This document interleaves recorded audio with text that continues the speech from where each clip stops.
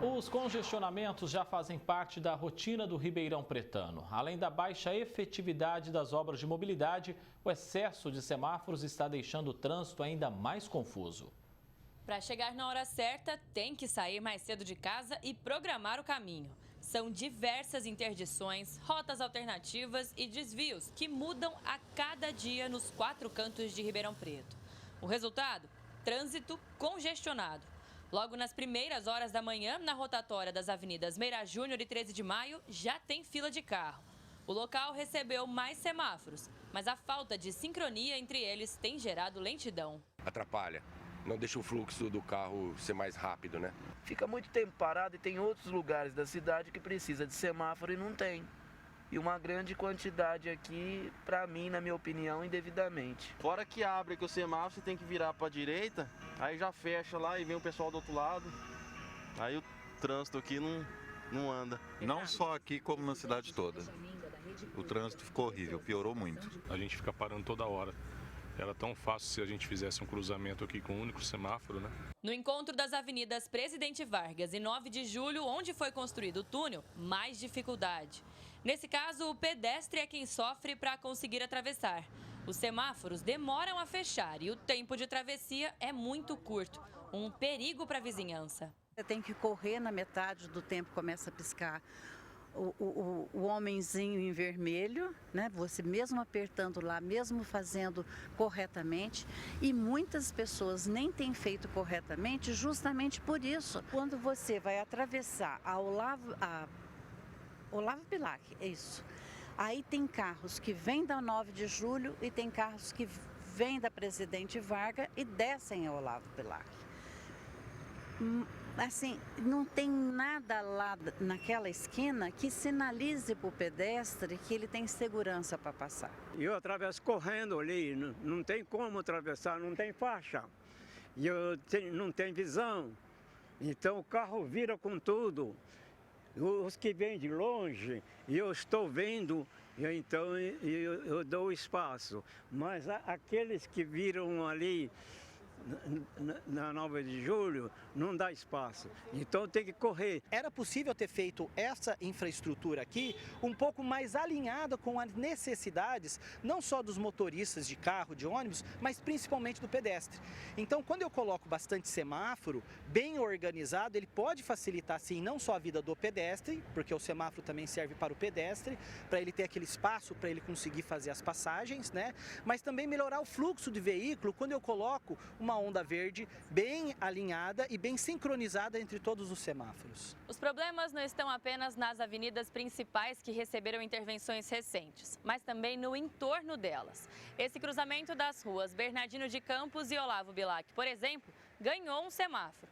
Só que ele fica muito tempo fechado e aí acaba acumulando uma grande quantidade de veículos. O resultado é carro passando no vermelho quase todo dia. Na Avenida Caramuru com a Jerônimo Gonçalves, nem precisa estar no horário de pico para ter engarrafamento. Uma situação que se arrasta há décadas e piorou com a quantidade de obras no centro da cidade. Muita gente tem preferido até fugir pelas rodovias, que também estão enfrentando congestionamentos e acidentes. Para esse engenheiro civil especialista em tráfego, nenhum projeto de mobilidade poderia ser feito sem experimentação e prazo. É importante que todo projeto, o engenheiro e o arquiteto responsável venham até o local para entender qual é a necessidade das pessoas e como é que é a dinâmica naquele local. Porque às vezes um projeto que no papel se apresenta como correto, como certo, de repente ele não está bem encaixado com a cultura e com o modo de operar daquela região. Ele precisa acontecer num espaço-tempo ajustado com a proposta, porque essa extensão demais do tempo que as coisas acontecem faz com que as pessoas percam a esperança, porque esperaram demais um resultado e esse resultado parece nunca vir. A RP Mob tem instalado semáforos inteligentes que permitem onda verde para os ônibus nos corredores. A função só vai ser ativada quando todos forem implantados. o que já deveria ter acontecido em dezembro do ano passado. É necessário que você faça a sincronização dessas ondas verdes para que faça sentido, senão o motorista ele acaba ficando até nervoso. Ele sai num verde, pega o vermelho, depois pega outro vermelho, depois pega outro vermelho. Então isso incomoda, isso é ruim, porque você aumenta a tensão do motorista no trânsito e isso aumenta a possibilidade de acidente. Por quê?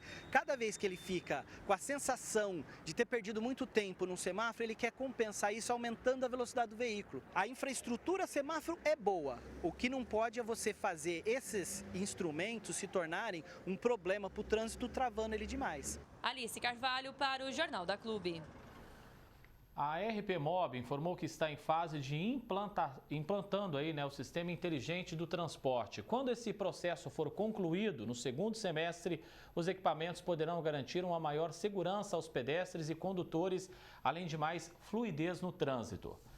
Sobre o cruzamento das avenidas Independência e 9 de Julho, disse que fará uma vistoria para verificar a necessidade de adequações. Ressaltou ainda que a Avenida Caramuru ganhou uma faixa de rolagem para melhorar a fluidez e que a Jerônimo Gonçalves ainda passa por obras de mobilidade. Para falar mais sobre toda essa confusão aí em Ribeirão Preto, está conosco o arquiteto, o Denis William Esteves. Denis, congestionamentos aí nos 4 cantos da cidade, em vários momentos do dia. Está faltando aí uma boa gestão de trânsito, de fato, aí no município, né? Boa tarde, muito bem-vindo, Denis. Boa tarde. Com certeza, a gente tem um problema crônico aqui em Ribeirão de falta de gestão do trânsito, né?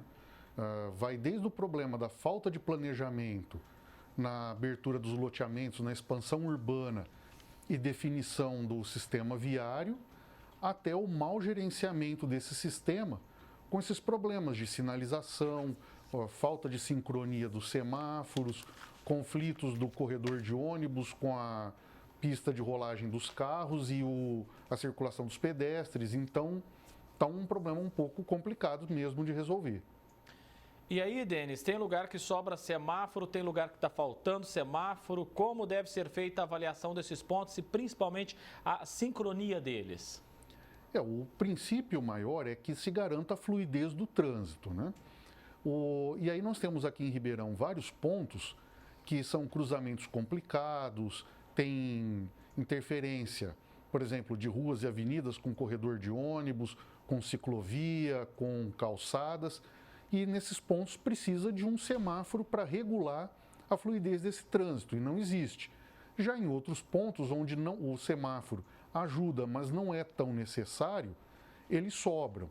E o que é pior, a maioria deles desregulados. Então a falta dessa sincronia afeta toda a fluidez, o trânsito não deslancha.